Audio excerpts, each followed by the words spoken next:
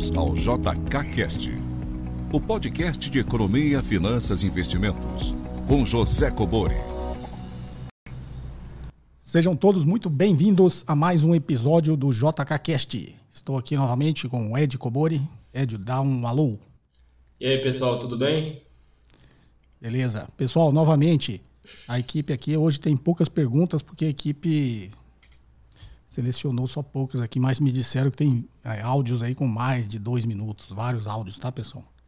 Então, só para se atentar aí, as perguntas entre 40 segundos e 1 minuto. Então, ok? Texto também parece uma tese de doutorado, assim, bem grande. Então, a leitura de um texto também entre 40 segundos e 1 minuto. Tá joia? E envie as perguntas em áudio e texto para o WhatsApp 61 981 17 0005. Tá ok, pessoal? Sem mais delongas, vamos à primeira pergunta. Olá, professor José Cobori. Meu nome é Leandro, de São Paulo, capital. Eu gostaria de saber a opinião do senhor de uma notícia que saiu há cerca de um mês atrás do Tesouro Nacional pretende lançar um título público voltado para a aposentadoria das pessoas. Seria um título com vencimento ali entre 30 e 40 anos. A pessoa ela não poderia resgatar antes desse período, né? E seria um título corrigido aí pela inflação mais alguma coisa. E ao final desses 30, 40 anos, a pessoa receberia os rendimentos desse investimento feito como se fosse uma aposentadoria, né? Ainda está em fase preliminar de estudo, mas o Tesouro já está em vias de seguir com estudos desse novo tipo de título público. Gostaria de saber qual que é a opinião do senhor, se realmente compensaria para o investidor um título desse. Muito obrigado, um abraço. Vamos lá, Ed, eu acho que você deve estar por dentro aí desse novo título. Eu não estava sabendo, não. Me parece meio estranho, mas então você responde isso aí, tá ok? Tá ok. Na verdade, né, é uma notícia bem recente, inclusive até postei lá na comunidade com os alunos, né, que participam do Guia Prática de Investimentos.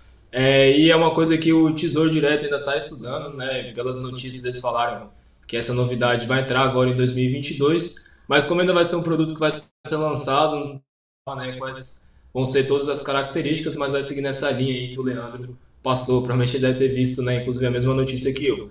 Mas o que eu vejo, né, desse movimento, né, lógico que isso aqui é a minha visão, mas parece que o Tesouro Direto está perdendo uma certa atratividade, principalmente para os investidores comuns, né, essa nova leva de CPFs na Bolsa. Então tem muito investidor que está preferindo, em vez de deixar o dinheiro lá, está preferindo deixar na conta remunerada, num fundo DI.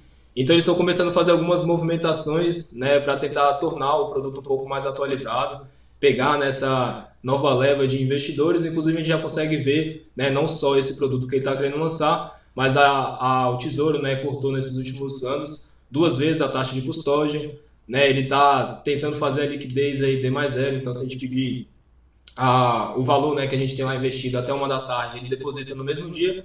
Então o que o investidor está percebendo é que não está fazendo tanto sentido deixar o dinheiro lá, né, porque ele está pagando menos e tem menos previsibilidade, né, até porque a gente já comentou bastante em outros podcasts que os títulos do Tesouro Direto podem ficar negativos, né, porque ele tem essa marcação a mercado. Então ele meio que está tentando fazer esse movimento para capturar esse investidor que às vezes tinha coisas lá no Tesouro Direto e está saindo, não está conseguindo atrair esses novos investidores também.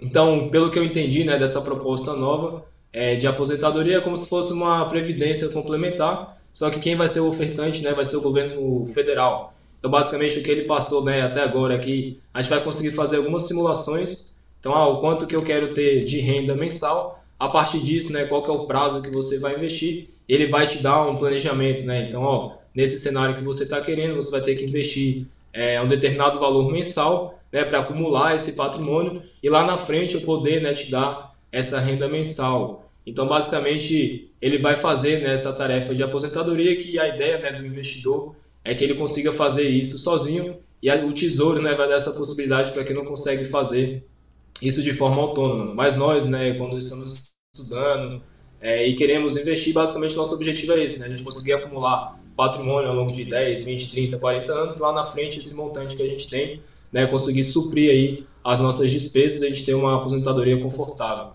Então, como é uma coisa muito recente, não tem como dar muitos detalhes, né? Até porque o Tesouro ainda está gerando esse mistério, tem que ver também se vai ter demanda, mas a ideia é mais ou menos essa que o Leandro falou, né? A gente ficar contribuindo ali, né? Esse dinheiro ser reajustado à inflação mais uma determinada taxa, e lá na frente todo esse montante que a gente acumulou vai possibilitar ao governo federal dar uma renda mensal ali, né? Vitalícia, até os contribuintes não existirem mais, né? Digamos assim como funciona lá na Previdência Complementar. Legal, Ed. Essa aí eu não conhecia, não, mas depois você me passa os detalhes. Parece ser uma boa ideia, mas talvez não nesse desenho que o Leandro falou, né? Um título sem liquidez, né? Ou seja, com uma liquidez em 30 anos. De qualquer forma, se isso existisse, na verdade existem NTNBs longas, né? Se você vai receber inflação mais alguma coisa, é uma NTNB. Mas, pelas informações que o Ed passou, parece ser uma boa ideia. Tá ok? Vamos à próxima. Bom dia, professor Zé Coboro. Quem fala é Juraí, fala de Goiânia. Eu queria fazer uma pergunta para o senhor, assim, porque nós estamos vivendo um período de inflação e diz que na economia não existe almoço grátis, né? Para você poder abaixar a inflação, há um trade-off aí de você ter que diminuir o emprego, né? Eu compreendi essa parte. Só que eu não compreendi, assim, se o trade-off da inflação com o emprego, se ele tem alguma relação com a curva de Phillips. Você podia me esclarecer isso? Qual que é a relação? Qual que é a diferença? Se eu podia me dar uma explicação mais esclarecedora aí. Desde já eu agradeço. E estou começando a ler o livro do senhor, viu? Bem, vamos lá, Jurair, de Goiás. Jurair, vamos lá. Primeiro, explicar que a curva de Phillips, na realidade, ela é a relação entre inflação e desemprego, tá? Então, você tem no eixo ali vertical a inflação, no eixo horizontal a taxa de desemprego, né? E aí tem essa correlação negativa, né? Sempre que a inflação está alta, o desemprego está baixo. Sempre que o desemprego está alto, a inflação está baixa, né? Isso, sempre assim, modo de dizer, ele tem essa correlação, tá? Atualmente a gente tem visto não tanto isso, né? Porque aqui no Brasil, principalmente, a gente está com a taxa de desemprego alta e a inflação alta, né? Mas eu vou explicar qual que é essa relação. Primeiro, respondendo, ela tem a relação, a curva de Phillips, na realidade, é essa relação, né? Desse trade-off entre inflação e desemprego. Então, quando a gente diz do trade-off, ou seja, você está trocando, né? Uma hora você quer combater a inflação, outra hora você quer combater o desemprego. Mas qual que é essa relação que existe entre esses dois parâmetros, né? Porque quando você, imagine agora, nós estamos combatendo a inflação está alta, né? Então o governo não quer, o Estado não quer que a inflação fique alta. Para isso, o Banco Central tem um mandato, né, de proteger o poder da moeda. Ele utiliza a política monetária, sobe a taxa de juros, tentando tirar essa liquidez, né, essa pressão do lado da demanda. Em teoria, quando você esfria a demanda, né, você esfria essa pressão sobre os preços e você controla a inflação. Então, só que quando você faz isso, você sobe a taxa de juros e tira a liquidez do mercado, na realidade você está esfriando a economia como um todo. Você está esfriando a demanda, você está esfriando toda a economia, né? Então, quando você esfria a demanda, menos pessoas compram, né? As empresas vendem menos, as empresas vendendo menos, elas têm menos receita, ela precisa de menos pessoas e vai demitir, né? E, obviamente, as outras empresas também, na mesma situação, não vão estar contratando, tá ok? Então, quando você combate a inflação, esfria a economia, você está gerando desemprego. Então, a taxa de desemprego começa a subir, é isso? E aí, no final desse ciclo, você controla a inflação e aí a taxa de desemprego está alta. Aí o Banco Central faz o inverso, né? Ele começa a baixar a taxa de juros. Ao baixar a taxa de juros, ele está injetando liquidez na economia. Ao injetar liquidez na economia, vai aumentar a demanda vai fazer uma pressão novamente sobre os preços. A tendência é que a economia aqueça, mas também aqueça aí a pressão sobre os preços. Só que quando a economia está aquecendo, é o inverso, né? As empresas começam a vender mais, e aí elas precisam de mais mão de obra, começam a contratar mais, e aí a taxa de desemprego cai. Então ele tem sempre essa relação inversa, né? Você combate a inflação, você gera desemprego. Você combate o desemprego, você gera inflação, tá? Essas relações em economia, elas se alteram ao longo do tempo. Como eu disse, agora no momento, a gente está vendo aí emprego, altas taxas de desemprego com alta taxa de inflação, tá? Está um pouquinho descasado aí. Mas a relação inflação e desemprego, ela é expressa na curva de Phillips, tá ok? Espero ter te ajudado com essa resposta. De alguma coisa a acrescentar? Não, pode prosseguir para a próxima pergunta. Então é isso. Vamos então à próxima pergunta. Olá, professor Cobori. Meu nome é Felipe, eu falo de Perth, Austrália. Assisto todos os seus vídeos e acho seu conteúdo excelente. Minha pergunta é a seguinte: se eu invisto em ações de grandes empresas no longo prazo, eu estou de certa forma protegido contra a inflação? Pergunto isso porque intuitivamente eu imagino que se a empresa tem resiliência e mantém os seus índices operacionais no longo prazo, o valor percebido pelo mercado deveria ser corrigido pela inflação, mas não sei se isso faz sentido. Obrigado, abraço. Bem, na nossa alternância aqui, Ed, vou deixar esse aí para você. Vamos lá?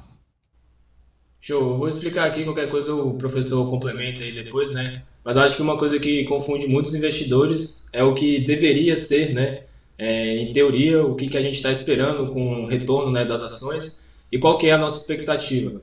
Então, né, se fosse para tentar ser objetivo, sim, as ações deveriam não só proteger contra a inflação, mas superar, né, muito mais, senão nenhum investidor correria mais risco para isso. Mas a gente precisa entender, né, que o mundo não é do jeito como a gente deveria, muito menos os investimentos, né? Então, assim, a empresa, como você falou, resiliente, de longo prazo, ela tem que fazer no mínimo, né, esse reajuste e conseguir repassar esse preço para os seus clientes, né, nos produtos e serviços. Só que isso não necessariamente acontece, né, visto que tem concorrência. Às vezes o investidor consegue escolher outras alternativas. E até peguei um dado aqui, né, para mostrar para você que recentemente, né, lógico que depois, se vocês quiserem, vocês conseguem pegar até históricos maiores, mas eu peguei aqui de janeiro de 2010 até dezembro, né, agora de 2021, e puxei os dados da inflação, os dados do Ibovespa e os dados da poupança. Então, a inflação, né, que eu peguei no caso do IPCA, durante esses 10, 11, 12 anos, teve aí, arredondando, né, 100% de rentabilidade. Enquanto a poupança teve 120%, o Ibovespa, nesse período todo, ele teve só 52% positivo. Ou seja, ele ficou atrás da poupança e da inflação, e mais do que a metade, né, do que esses dois rendimentos. Então, se você fosse pegar, historicamente, o Ibovespa, ele superou a inflação? Não. Inclusive, muita gente acaba se enganando, né, que acha que você vai migrar para a renda variável, que você vai migrar para as ações. Você vai ter uma rentabilidade maior, e o que mostrou, né, nesses últimos anos é que não, né, o investidor médio não conseguiu bater nem a inflação e nem a poupança. Lógico que nesse meio do caminho teve gestores, teve analistas, teve investidores que conseguiram ter uma rentabilidade muito superior, né? Mas basicamente a gente precisa entender, né?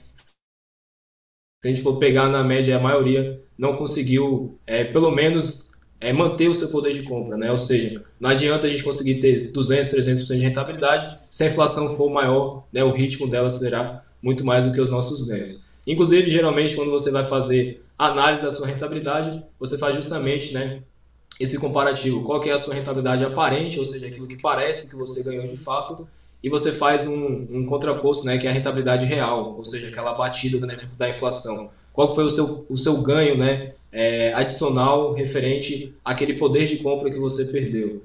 Então, basicamente, né, você pode pegar de 2000 até agora, ou de 94 até agora, fazer esses intervalos, mas historicamente, pelo menos nesses últimos anos, né, o Ibovespa vem apresentando um desempenho bem abaixo do que da inflação. Se você pegar, lógico que isso aqui é uma média, né, então teve ações que subiram muito mais, mas ações que subiram muito menos, né, então na média aqui do índice ficou bem atrás aí do IPCA. Legal, Ed, essa pergunta dele é assim, como o Felipe, primeiro, obrigado por nos prestigiar tão longe, mas vamos lá. Como o Ed disse, espera-se, obviamente, se você investe em ações, você espera que você vai superar a inflação, né? Senão você investiria numa NTNB, que você vai ter a inflação mais uns juros reais, tá ok? Então, a esperança de todo investidor, quando ele seleciona uma empresa para comprar suas ações, é que aquela empresa vai performar melhor do que a inflação, pelo menos, né? Vai ter uma correção monetária. Na verdade, espera muito mais do que isso, né? Porque se fosse para performar só um pouquinho a mais que a inflação, ele, como eu disse, ele compra um NTNB. Okay? Então, quando você está comprando ações, você está correndo um risco maior, você exige um retorno maior. Mas aí essa relação risco e retorno, você sabe também que você tem o risco de render bem menos, né? Como o Ed disse aí, o Ibovespa, que é uma média, né, das empresas que representam 80% do movimento financeiro da Bolsa, formam o Ibovespa, e na média o Ibovespa ficou aí só metade, né, do que deu a inflação nesse período que o Ed levantou aí de 2010, tá? Que até hoje, né? Até dezembro, né, de 2021. Então, os parâmetros que você usou, Felipe, faz todo sentido, né? A gente escolhe uma empresa e o que a gente espera daquela empresa? Que ela continue performando bem, ela tenha bons parâmetros, como você disse, né? Seja uma empresa boa, seja uma empresa que vai crescer ao longo do tempo, ela tem vantagem competitiva, e essas empresas, em teoria, né? Se você fez a sua análise correta e, obviamente, tem uma dose de sorte, essa empresa no futuro não sofrer nenhum percalço, né? Se a economia ou os mercados assim permitirem, e, obviamente, uma competência da empresa, ela vai performar melhor do que a inflação e outros investimentos. Então, como o Ed relembrou, é uma média, né? Nessa média, você vai ter empresas que performaram muito melhor e vai ter as que performaram muito pior, né? Então, as que performaram muito pior estão trazendo a média para baixo, tá? Então, o segredo é, novamente, saber avaliar bem as empresas e torcer para que você escolheu, dentro do seu conhecimento, você conseguiu escolher a empresa que vai sair lá na frente vencedora, tá ok? Então, essa é, digamos, o segredo, a arte do investimento, né? A arte da avaliação. Tá joia? Eu costumo dizer, né, nos cursos, principalmente quem faz os cursos, e no módulo, tem um módulo no meu curso que fala só sobre planejamento estratégico, e como eu disse, o valor de uma empresa, você projeta um monte de número, faz um monte de projeção de geração de caixa, mas são números, né, são projeções. O que vai fazer com que aquela projeção realmente se confirme, aconteça, né? É a capacidade da empresa se manter competitiva ao longo do tempo. O valor de um ativo hoje é a sua capacidade de gerar caixa no futuro.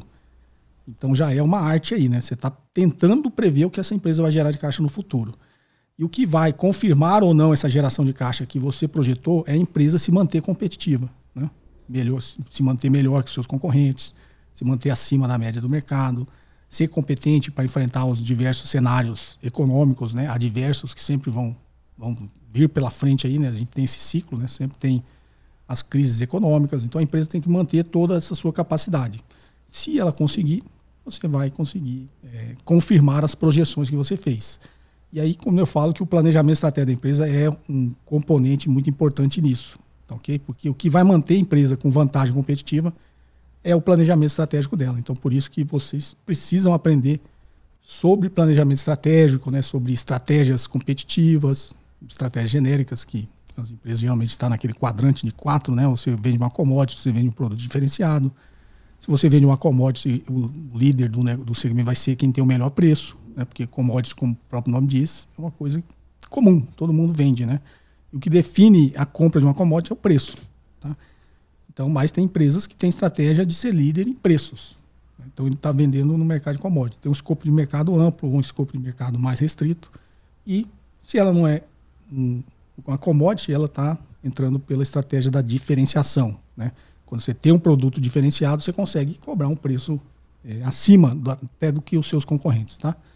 Então, essa parte de estratégia genérica você precisa entender. Depois, entrando na parte de estratégias competitivas, é isso que vai determinar a acuracidade da sua projeção ou não. Tá ok, Felipe? Então, fica a dica aí, sempre atento aí na avaliação das empresas, porque não é simples assim, né? Se fosse uma ciência exata, todos os investidores acertariam, tá? Mas a arte da avaliação de empresas é muito mais uma arte, tá ok? Vamos aqui à próxima, agora em texto. Olá, professor Cobori. Olá, Ed. Sou Marcelo, de Americana, São Paulo.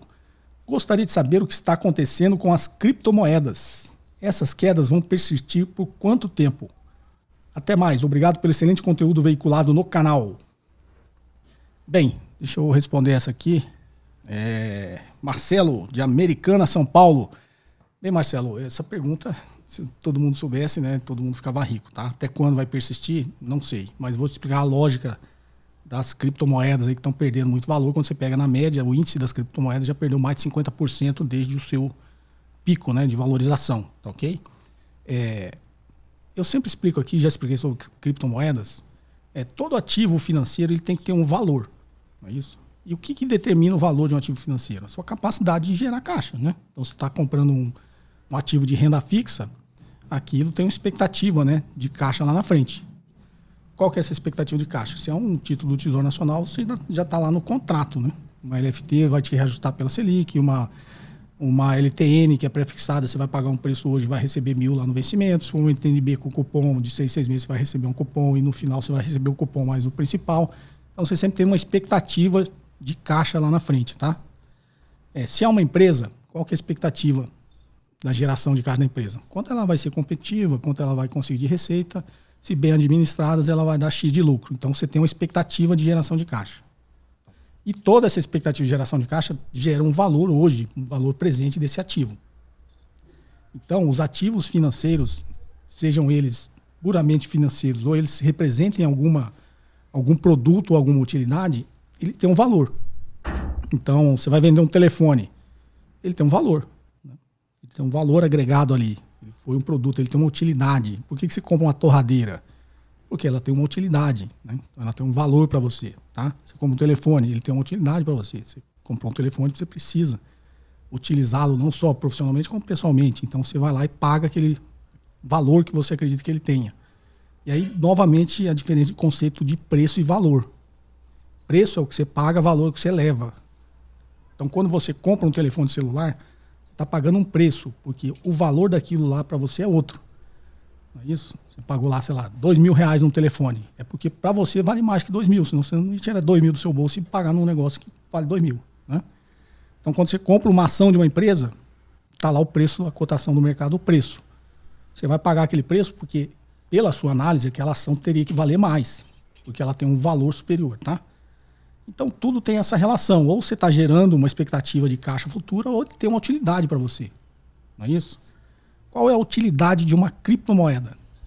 Se alguém souber me responder aqui, o pessoal, quando eu falo de criptomoeda, sempre gera muita polêmica, o pessoal vem nos comentários aqui, mas qual a utilidade de uma criptomoeda? Né? Você rasgaria todas as suas notas de reais e andaria só com criptomoedas no bolso? Você consegue usar ela na padaria, no supermercado, pagar suas contas? Os impostos não, porque até a teoria da moeda de curso forçado é porque o governo só aceita a moeda que ele emite para pagar os impostos, né? Então, para isso aí não vou nem precisar questionar. Mas qual a utilidade? Uma criptomoeda, teoricamente, ela não tem utilidade. Se ela não tem utilidade, ela não tem valor. Nem como ativo financeiro. Qual a expectativa de geração de caixa de uma criptomoeda? Daqui 1 ano, daqui 2, daqui 10 anos. Se alguém também souber me responder, coloca aqui nos comentários. Então, uma criptomoeda não tem expectativa de geração de caixa, não distribui dividendos e não tem nenhum contrato dizendo que essa criptomoeda vai valer X reais daqui 1, 2, 10 anos. Ok? Então, ela não tem expectativa de geração de caixa. Nenhuma, zero. E qual a utilidade? Né? Como eu disse, do telefone, né, da sua torradeira.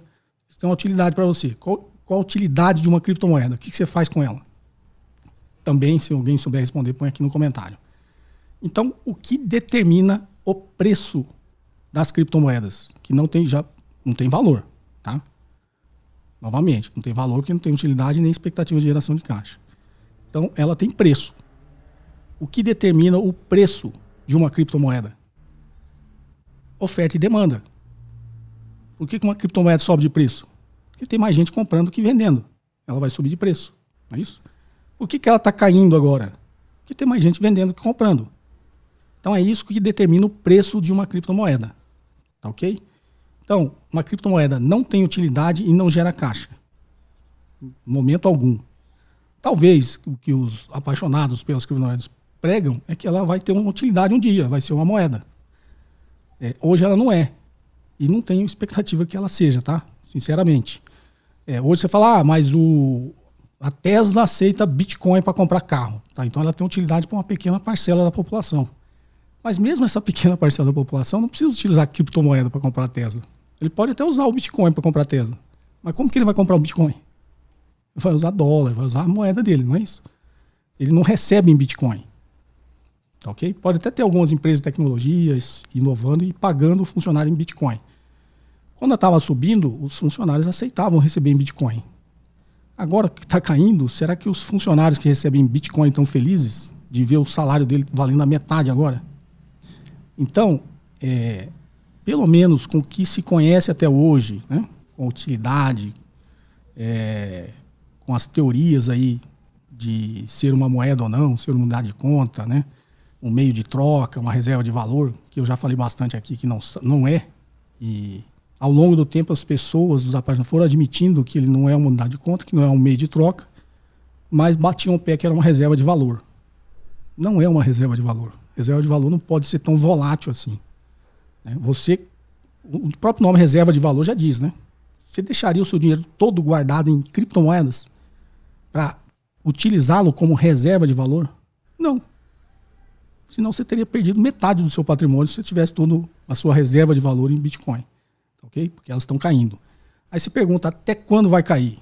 Não sei. Vai cair até quando tiver mais gente vendendo e comprando. Aí ela começa a subir. Até quando vai subir? Não sei. Vai subir até quando tiver mais gente comprando do que vendendo.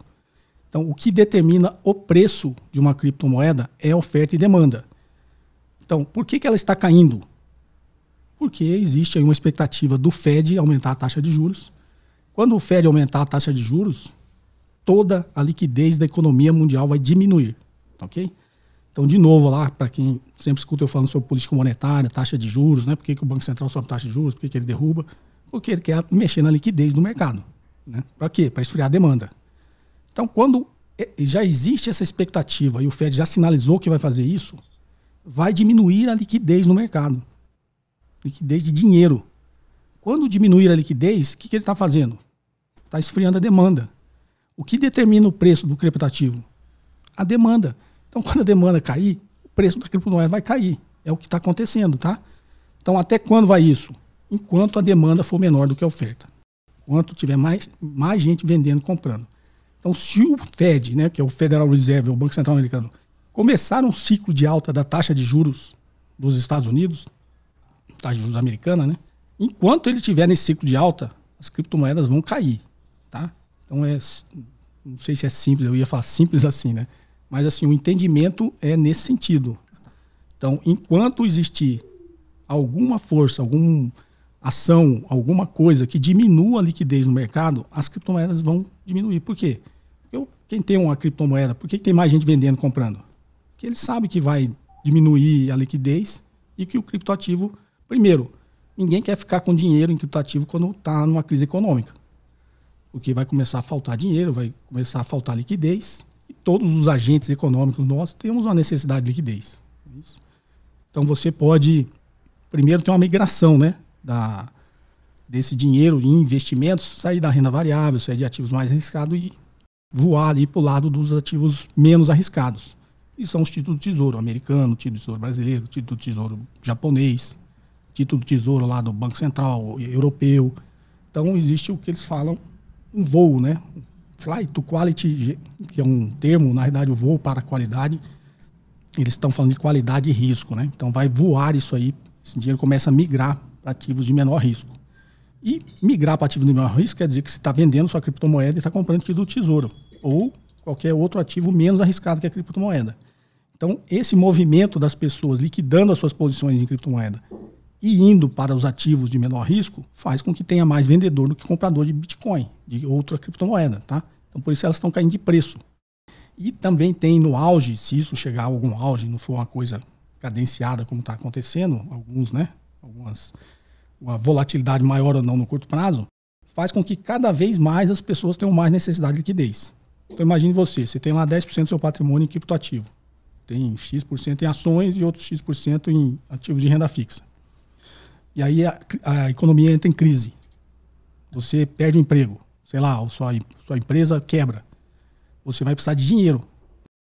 Aí você vai lá e começa a utilizar o seu dinheiro que está na renda fixa. Aí esse dinheiro começa a acabar. Aí você vai lá e começa a utilizar o seu dinheiro que está em ações. Esse dinheiro começa a acabar. Vai sobrar o quê? O dinheiro que você tem em criptomoeda. Você vai ficar com a criptomoeda precisando de dinheiro? Não, você vai vender também, tá? Então, no auge dessas crises, você vê muita gente vendendo por necessidade de liquidez. Seja para cobrir realmente uma situação de emergência, uma necessidade mesmo de liquidez, ou seja, para aproveitar a oportunidade. Ele está vendo que está em crise, tem a oportunidade dele investir em outras coisas, em outros ativos, ele vai liquidar a posição dele mais arriscada, que é em criptoativo, para comprar outra coisa. Então, esses movimentos todos coordenados e feitos geralmente no mesmo período de tempo, faz com que tenha mais vendedores do que compradores. Tendo mais vendedores e compradores de criptoativo, o preço dele vai cair. Novamente, existe uma diferença de preço e valor, tá? Cripto não tem valor, só tem preço, tá, ok? E o que determina o preço é a lei da oferta e procura. Tá joia? Não sei se eu me estendi ou me empolguei demais. Sei que vai ter bastante comentário aqui dos apaixonados por criptoativos. Na maioria dos vídeos, até que eu não falo de criptoativo, Sempre tem um cara que é insistente. Ele põe assim no comentário: professor Cobori, renda-se ao Bitcoin. Eu não sei porque ele começou a cair isso aí, ele parou de colocar isso aí no comentário. Então, assim, essas pessoas, elas ficam muito crentes, muito empolgadas quando está subindo, né? Aí quando começa a cair assim, esse pessoal some. Eu até, se a pessoa estiver me ouvindo, põe aqui no comentário assim: renda-se ao Bitcoin. Tá ok? Ed, você quer acrescentar alguma coisa? Não sei nem o que mais acrescentar, né? Realmente acho que foi bem completo a resposta. Eu basicamente entendo muito pouco, né, de criptoativo, apesar de ter conhecido o Bitcoin há bastante tempo. Então eu lembro na primeira disciplina da universidade de macroeconomia, meu professor ele era fissurado em Bitcoin, inclusive mandou a gente assistir documentário, ler artigo científico, falando que ia valer um ponto extra na prova. E desde lá, né, eu venho estudando, já tentei decifrar, né, vocês sabem lá, Satoshi Nakamoto de 2008, blockchain. Só que quanto mais você estuda, pelo menos para mim, né, mais distante vai ficando de eu entender esse mercado, né? Parece que quanto mais eu estudo, mais complicado fica. Então por isso que eu até hoje nunca investi na tese, apesar de uma época eu estar num fundo, né, de reserva de valor, digamos assim, que tinha um pedacinho lá em criptomoeda, tinha ouro, prata, mas nunca investi diretamente. Inclusive muita gente tem essa parte ideológica, né, de comprar criptoativos, só que no final a essência desse mercado é justamente você não depender de ninguém, centralizado. Só que quando você vê, a pessoa depende de uma corretora, ela depende de um fundo, ela depende depois lá, né, de informar esse patrimônio dele para a Receita Federal. Então acaba que toda a ideologia dele, né, mesmo que esteja certo, ele acaba mordendo, né, a própria língua. Não faz sentido você comprar ele por um propósito e na prática, né, você não está efetivando isso de fato. Legal, Ed. Foi bom você falar de ideologia, porque como o pessoal acompanha aqui mais sob o ponto de vista do investimento, quando você está investindo e está cuidando do seu patrimônio, você não pode ter ideologia, tá? Ideologia, na realidade, costuma destruir o patrimônio das pessoas. E o que o Ed falou é porque os apaixonados pelos criptoativos, eles são chamados libertários, né? Aquele cara que acha que não pode depender do Estado e, inclusive, nem usar o dinheiro estatal, que é o nosso real, no nosso caso, né? Então, a ideologia acaba fanatizando as pessoas e ela para de ver coisas lógicas que estão na frente dela, né? Então, não tenha ideologia quando você for investir o seu dinheiro e cuidar do seu patrimônio. Essa paixão, esse fanatismo por criptoativos é uma ideologia libertária. Então, a menos que você realmente acredite que essa ideologia vai vingar algum dia e você vai estar vivo, né, para esse dia, a menos que você acredite nisso, não ponha seu dinheiro em criptoativo, tá? É uma coisa que eu sempre recomendo. Tem gente que coloca, mas coloca consciente que ele está especulando, né? Aquilo é uma aposta. Ele acha que vai pegar o momento que está subindo e vai ganhar dinheiro, e acha que o momento que está caindo ele não vai estar lá. E como qualquer aposta, que é em ações, né? O pessoal que gosta de especular com ações, é o mesmo princípio. Você acha que vai pegar só os momentos de alta, e você não pega, né? No final ali, o resultado líquido seu sempre vai ser negativo, tá? Não é o que eu estou falando, não é ideologia, não é paixão, isso são dados, né? Todas as pesquisas que se faz, é isso que é comprovado. Tá, ok? Então não utilizem ideologias para cuidar do seu dinheiro e do seu patrimônio, né? Isso costuma não dar muito certo, tá ok? Espero ter ajudado.